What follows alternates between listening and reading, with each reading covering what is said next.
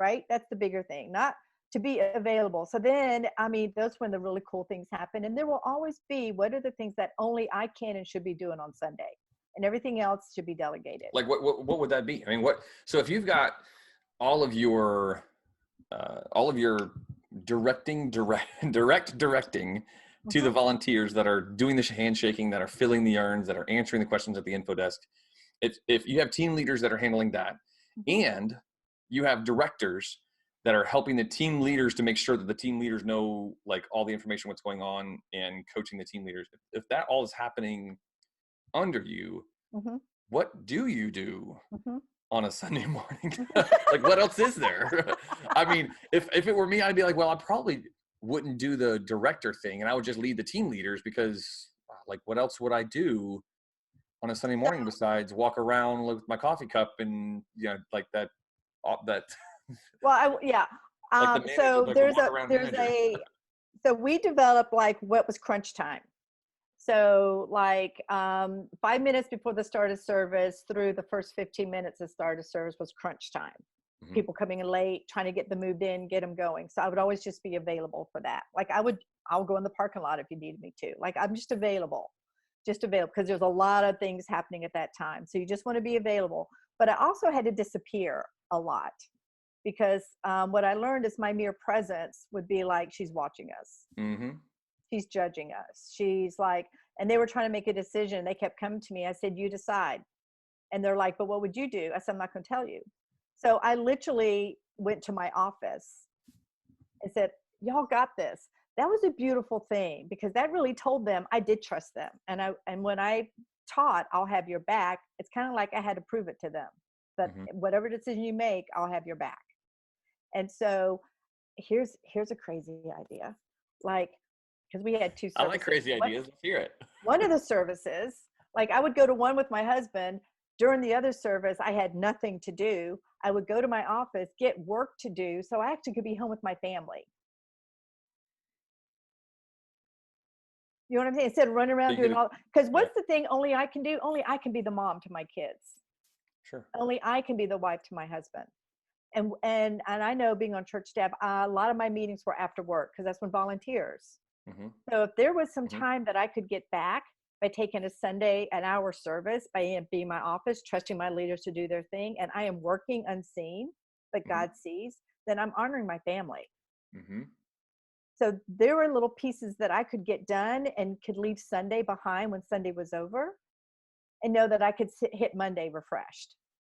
And then hit it. So that's really good. I mean, like, that's one of the things that I've heard a lot of, especially children's ministry leaders, where, I mean, first impressions teams, leaders, yes, but it's really heavily a problem in children's ministry, because the children's ministry director or staff person, whatever, always is in the children's wing, or whatever that wing is for the children's building, and so rarely gets to attend and just worship with their family, because they are the one answering the questions. They're the one walking the kid that's screaming so that two adults can stay in the room. Right. They're they're on every Sunday morning, not just that every Sunday morning, like not just that Sunday morning's coming every week, but every Sunday morning is a work day for them.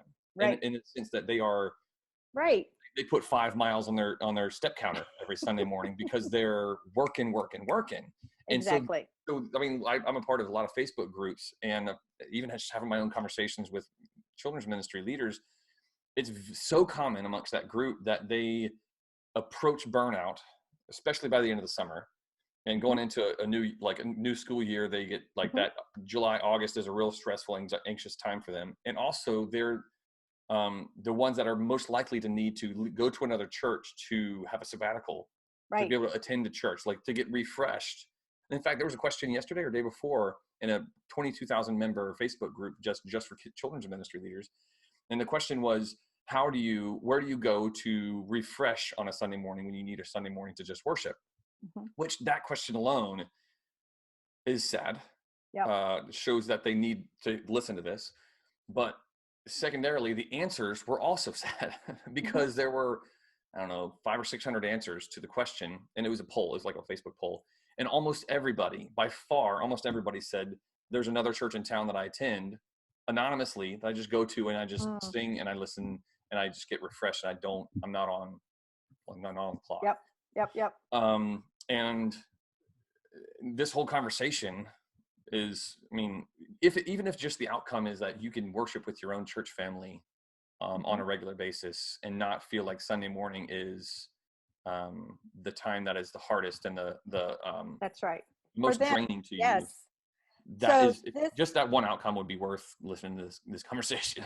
Yeah, I had a pastor ask me to come out, and he had a children's ministry. He wasn't sure with the growth they were doing if she was going to be right for the next level. And so I well, let me just go spend a day with her. And one of the things I looked and I said, when do you go to church? Because, they had 3 services, I think. And so I let her know, hey, I'm going to go into this service.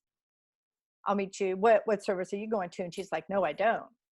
I was like, no, that's not good. And she was doing what you said. And it's like, you can't lead people and tell them to be healthy and attend church if you're not doing it. Yeah. And all the people, particularly on church staff, they want to, they need to see you like sit there and go, Lord, I'm broken today. Mm-hmm.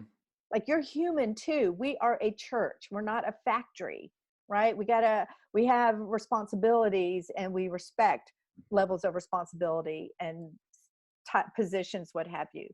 But I think building leaders, it's like, okay, sat down with the one children's director, and I'm like, okay, in this wing, you need a wing director, whatever you want to call it.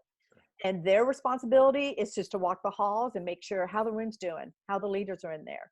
Oh, just the runner, whatever you want to call them. But they're a high capacity leader. And then you need someone in that wing, preschool, elementary. And so then you just only have 3 people after the service to go, we're good, we had a great morning, or, whatever's happening. You can't be in 3 wings. That's crazy. That's unhealthy. And it's like burnout. Like, I look at these children's ministry directors, they're looking at me like, it's crazy. And I really can speak to children's ministry from the standpoint, my husband serves in children's ministry. And he has a big job in the real world. But when he goes to church on Sunday and he's in charge of his wing of preschoolers, man, he owns it. And he makes sure what's the count in every room. And he makes sure that everyone's doing okay. And he makes sure that if there was a 911, that he had the full roster, not a staff person, not the director. And so I agree with you. It's like, this again is empowering and building up leaders in that ministry as well, because there's things that only that children's ministry can do, but you can't even do your job on Monday if you're burnt out. Yep. Okay, so we're coming up against oh no, we just passed an hour on conversation. So we got to 2 of the 5 things I wanted to get to, but that's fine. That's totally okay. Thank you so You're much. welcome, Scott. I mean, when you said, hey, you want to talk, this is my heart, right? I could talk about this all day. So this just means that we have to have another conversation. Okay. I have to have you have if we call. Have to. And we'll talk about the other 3 things were like, I asked the question about weekly communication, and we went back into like a deeper dive back into what the team leaders do, not on Sundays, or the directors your directors do not on Sundays. So we need to get back into weekly communication, volunteer central room. I have a burning question of whether you do, I guess you do a volunteer huddle room. What do you do on Sunday mornings before service? What does that look like? Team language, vocabulary, which is one thing I really love about how you lead, but we'll get to that in another conversation. Okay. And we'll just call it a day for now.